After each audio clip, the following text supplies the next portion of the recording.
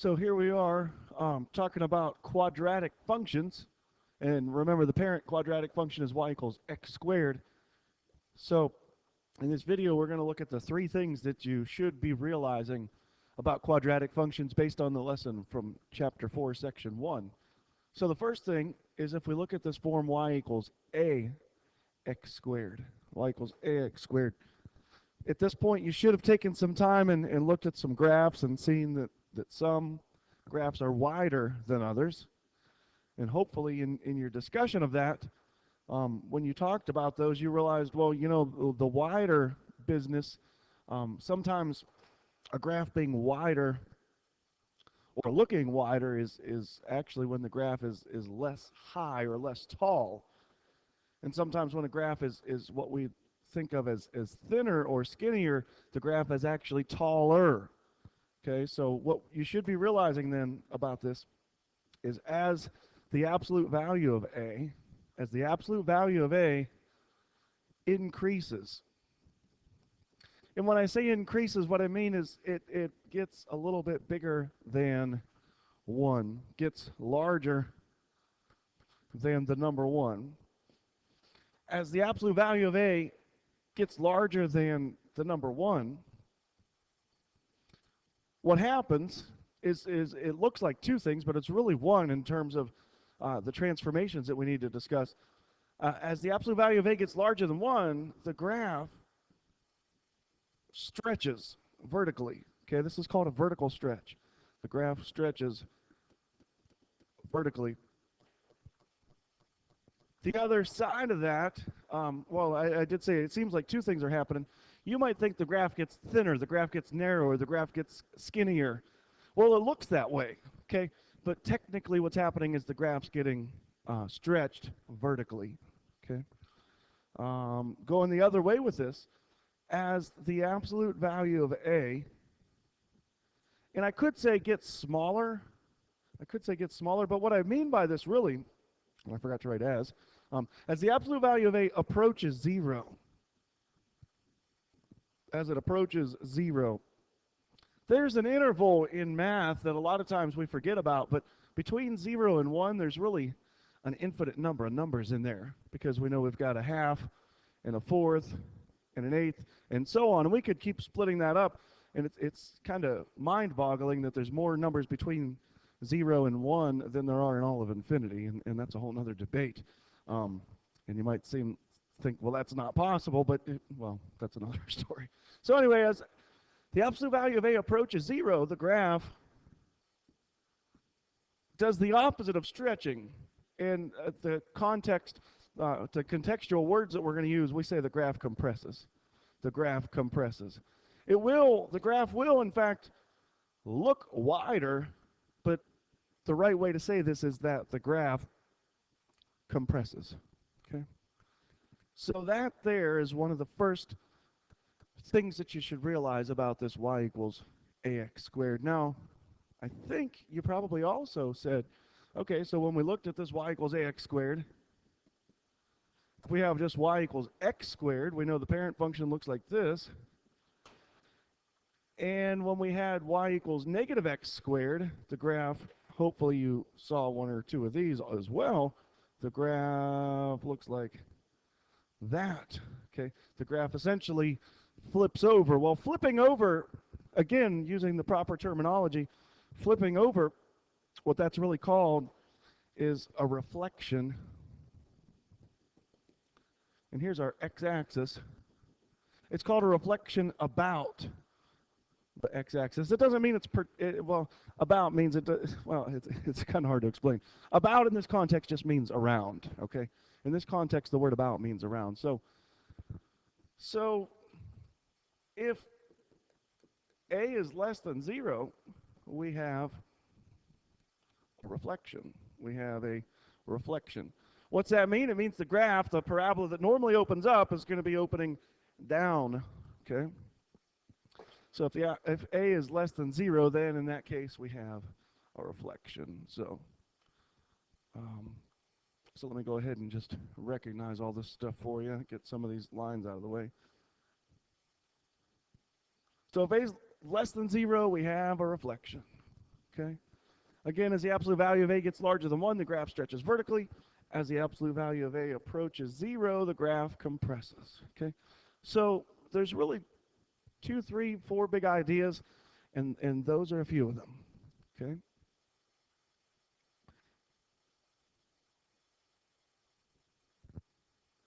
Now in this next segment, what we're looking at now is a little bit different version of the form. This time we're going to look at y equals a x plus something, and we'll call that something k. We'll just call it the number k. All right? So make this a little bit fancier here with the graph paper. There we go. So we all know the parent function, what it looks like, I hope by now. Roughly it looks like that. Okay. Well, when we add k on the end, what you hopefully were seeing, whatever k is, if it's positive, hopefully you were seeing something like this. If it was negative, hopefully you see something like this. So if we had y equals x squared plus 2, let's say. So we take this parent function, and it's not a perfect parent function, but for sake of time, I'm not going to make it a perfect one. So if we tack on 2 at the end, hopefully you saw what happened. It kind of did one of those numbers, okay?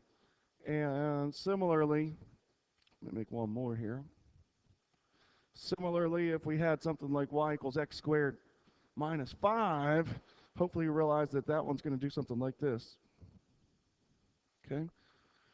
So what this is called, actually, is a vertical translation. These are called vertical translations.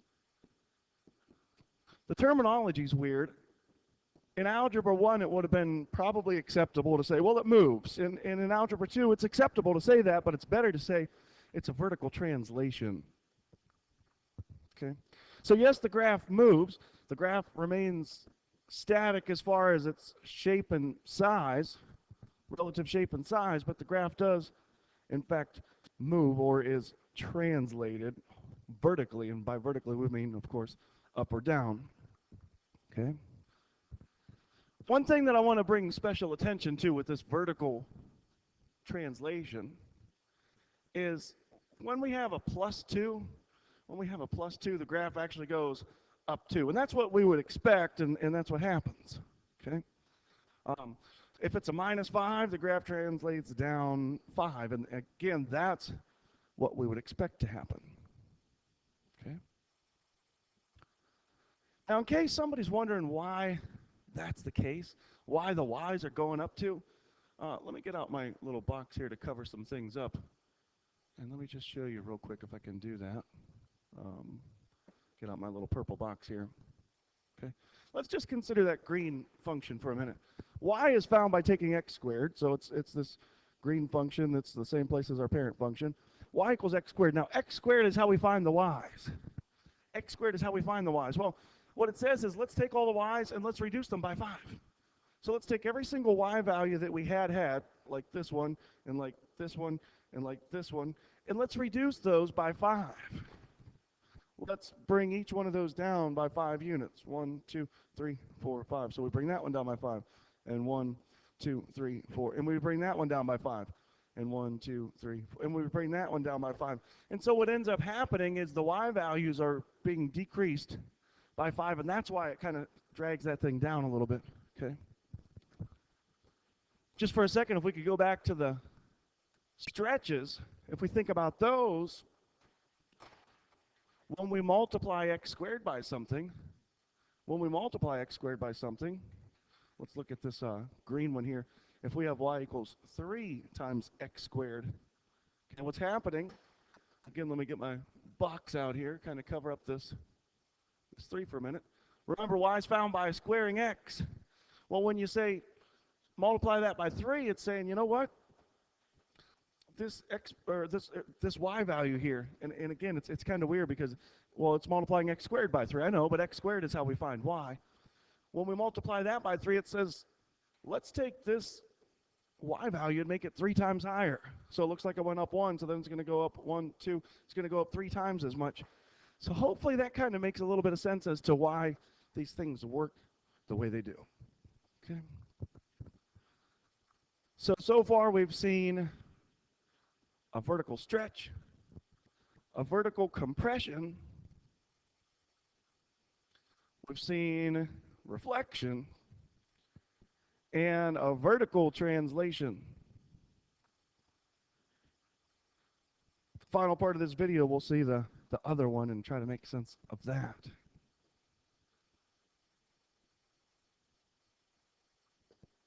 So here's this final portion, and again, back to these forms, we have y equals ax. Well, this time it's going to be a times a quantity, times the quantity of x minus h, the quantity squared. Okay? So this is the one that troubles most students.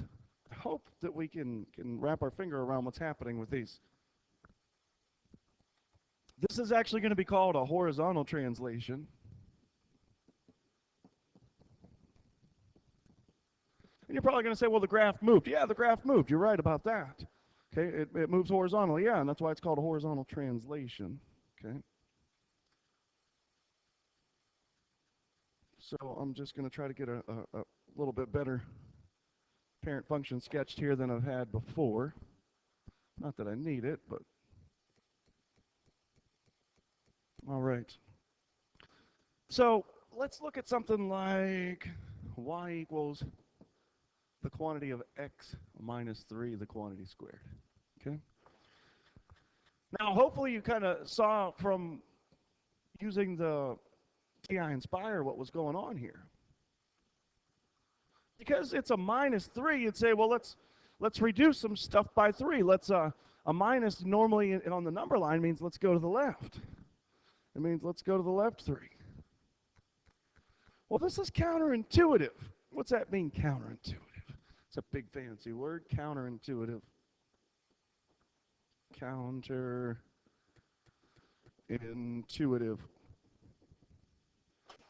The root word there is intuitive or intuition.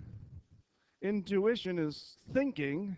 Counter is against or the opposite. So it means kind of the opposite of what you might think. The opposite of what you might think. So hopefully you realize that, you know, when you march something off to the right 3 units, that we get an x minus 3, the quantity squared. Now, why that's the case is a tricky question. Why that's the case is a tricky question. But if you really want to know, ask me, and I'll do my best to explain it. Okay? But do realize that if we had something like y equals the group of x plus 6, the quantity squared, clone this, we'll make this blue. So if we had that one, that means, well, let's translate it. And normally, again, you'd think plus 6 means to the right, but it's the opposite of what you'd think. 1, 2, 3, 4, 5. It's 6 units over the other way. Okay? So horizontal translations are counterintuitive. They're the opposite of what you might think they are. Now, if you really, really want to know, and I didn't answer that question yet, why this is the opposite of what you'd think, it has to do with the relative height of everything. Now I know what you're thinking. You're thinking, well, the height, it's sitting on the x-axis. Yeah, it is. And on the x-axis, the y value along there is always 0. So if we look at this, we would say, okay, so 0 equals x plus 6, the quantity squared. Okay. And if you were to try to solve that equation, we would have that 0 equals x plus 6 times the quantity x plus 6. And remember, a solution to an equation is related to the x-intercept of the function. So if we find the x-intercept of the function, let's forget about one of these for a minute. If we solve this, we would get that x equals negative 6. So what that tells us is, you know what, that blue function, it's really supposed to have an x-intercept or touch the x-axis when x is negative 6. Okay? This might seem a little bit strange to you, but that's actually the justification behind why it's the opposite of what you'd think. Okay? So again, to recap, the kind of transformations we have reflections, we have stretches and compressions, We have horizontal translations.